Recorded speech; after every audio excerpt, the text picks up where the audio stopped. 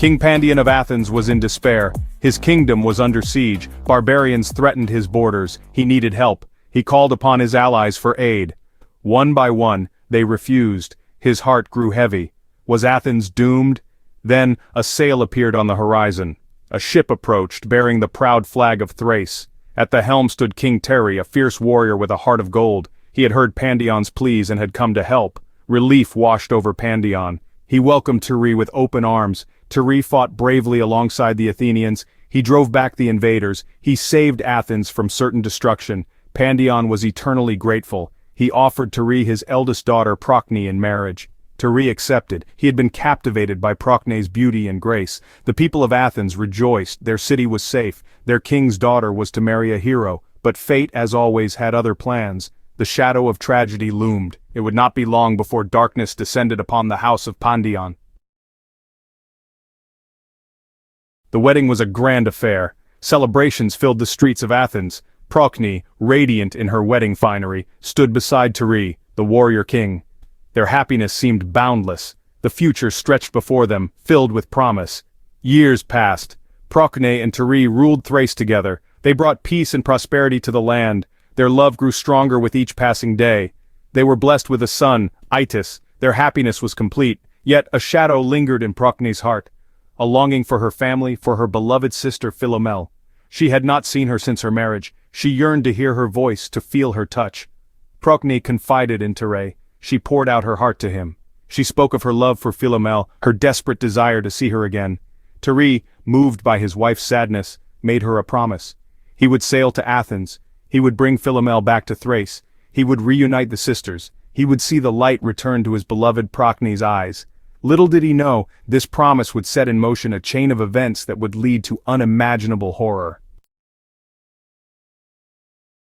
Each day that passed felt like an eternity for Procne. The walls of the palace seemed to close in on her, amplifying her sense of isolation and longing. She wandered the halls of their palace, her heart heavy with longing. Every corner of the grand structure echoed with memories of happier times, times when her sister Philomela was by her side. The joy she found in motherhood was overshadowed by the absence of her sister. Her son brought her moments of happiness, but the void left by Philomela's absence was ever present. She yearned to share her life, her son, with Philomela. The thought of her sister missing out on these precious moments was a constant ache in her heart. She clung to Terry's promise like a lifeline. His words were the only thing that kept her hope alive, the only thing that made the days bearable. He had left for Athens weeks ago, promising to bring Philomela back.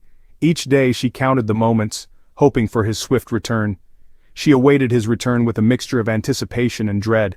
The sea, once a source of beauty and tranquility, now seemed vast and ominous. What if something had happened? The thought gnawed at her, making her restless and anxious. What if he returned without Philomela? The thought was unbearable. Days turned into weeks and her anxiety grew with each passing moment. Still, there was no sign of Terry's ship. Procne's anxiety grew. The sunsets, once a source of solace, now only deepened her sense of despair. She spent her days gazing out at the sea, searching for any sign of his return.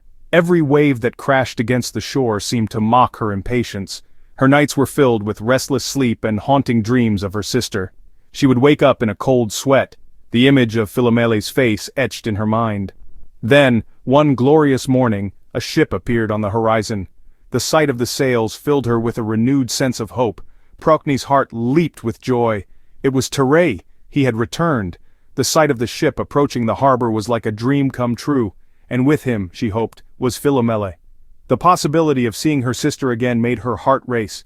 As the ship drew closer, she ran towards the harbor, her heart pounding with a mixture of hope and fear. The anticipation was almost too much to bear. Her reunion with her sister was within reach, but a sense of foreboding lingered in the air.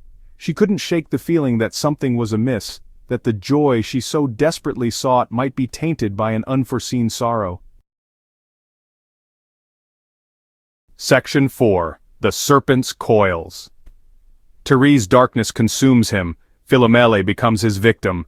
This is a tale of betrayal, of innocence lost, and of the darkness that can consume even the noblest of hearts. Terry's ship sailed into the harbor, its sails billowing in the wind. The sight of the ship brought hope and anticipation to those waiting on the shore, unaware of the dark events that had transpired during the voyage. Procne rushed to greet him, her heart overflowing with joy. She had been eagerly awaiting the return of her husband and the reunion with her beloved sister, Philomela. She searched the deck frantically for a glimpse of her beloved sister. Her eyes darted from one end of the ship to the other, her heart pounding with anticipation and worry. But Philomela was not there. The deck was empty, save for a few crew members who avoided her gaze. Instead she found Thérèse, his face etched with a strange mixture of guilt and desire. His eyes, once filled with love and warmth, now held a shadow that Procne could not understand. He disembarked, his eyes avoiding hers. He had returned alone, and the weight of his actions hung heavily upon him. His words, when they finally came, were hesitant, evasive. He stumbled over his explanations, his voice lacking the confidence it once had. He claimed Philomela was unwell, unable to travel. He spoke of a sudden illness that had struck her, preventing her from making the journey. He promised to bring her later. He assured Procne that as soon as Philomela recovered, he would personally ensure her safe arrival. Procne, blinded by her love for her husband and her desperation to believe him, accepted his lies. She embraced him, her heart filled with relief and hope.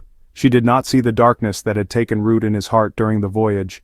She did not sense the malevolence that now tainted his soul. She did not see the lust that had twisted his features, the evil that now lurked beneath his charming facade. Thérèse's once noble heart had been corrupted by a dark and insidious desire, for Thérèse had betrayed her in the most unforgivable way. He had shattered the trust and love that once bound them together. He had seen Philomela's beauty, her innocence, and had been consumed by a dark desire, a desire that overpowered his sense of morality and honor. He had lured her away from Athens with false promises, imprisoned her on a remote island, and taken her innocence by force. His actions were driven by a twisted obsession that knew no bounds. He had silenced her cries for help with threats and violence. Philomela's pleas fell on deaf ears as Thérèse's darkness consumed him entirely. He had transformed from a hero into a monster, a serpent coiled around the hearts of the two sisters. The man who once stood as a protector had become their greatest threat, his soul poisoned by his own vile desires. Section 5. A Bird's Song of Sorrow, Philomela's Captivity and Her Desperate Message. This is a tale of resilience, of a spirit unbroken by the harshest of trials, and of a sister's undying love. Imprisoned on a remote island, Philomela was a prisoner in a gilded cage. The island, though beautiful, was a place of torment for her, a constant reminder of her isolation and the cruelty she had endured. Thérèse, fearing her wrath and the consequences of his actions, kept her isolated, guarded, day and night. He knew that if word of his deeds reached the outside world, his fate would be sealed. Her cries for help were swallowed by the wind, her tears lost in the vastness of the sea. Each day, she would stand by the shore hoping against hope that someone would hear her, that someone would come to her rescue. Despair threatened to consume her. The darkness of her prison mirrored the darkness that threatened to engulf her soul. Yet, Philomela refused to be broken. She clung to the memories of happier times, drawing strength from them. Her spirit, though wounded, was not extinguished. She was determined to find a way out, to let the world know of her suffering. She remembered the bond she shared with Procne, their childhood games, their whispered secrets. Those memories were her lifeline, a beacon of hope in her darkest hours. She knew her sister would never give up on her. Procne was her other half, her confidant, and she was certain that Procne would move heaven and earth to find her. She had to find a way to send a message, to break through the prison walls and alert Procne to the truth. But how could she do it under the watchful eyes of her captors? With trembling hands she wove a tapestry, a vibrant depiction of her ordeal. Each thread she wove was a testament to her suffering and her unyielding spirit. She used threads of scarlet to depict Thérèse's violence, the blood that had been shed and the pain inflicted upon her. Threads of azure to symbolize her tears, the endless nights she spent weeping for her lost freedom and the injustice she had suffered. Threads of gold to represent the hope that flickered within her. Despite everything, she held on to the belief that she would be saved. When it was complete, she entrusted it to a sympathetic servant, begging her to deliver it to Procne. The servant, moved by Philomela's plight, agreed to help. The tapestry found its way to the queen, a silent scream for help woven in silk and tears. Procne, upon receiving it, felt a chill run down her spine. As Procne unraveled the tapestry, her blood ran cold. The images before her told a story of unimaginable horror and suffering. Her husband's betrayal, the horror of her sister's plight, hit her with the force of a thunderbolt. She could hardly believe the extent of Thérèse's cruelty.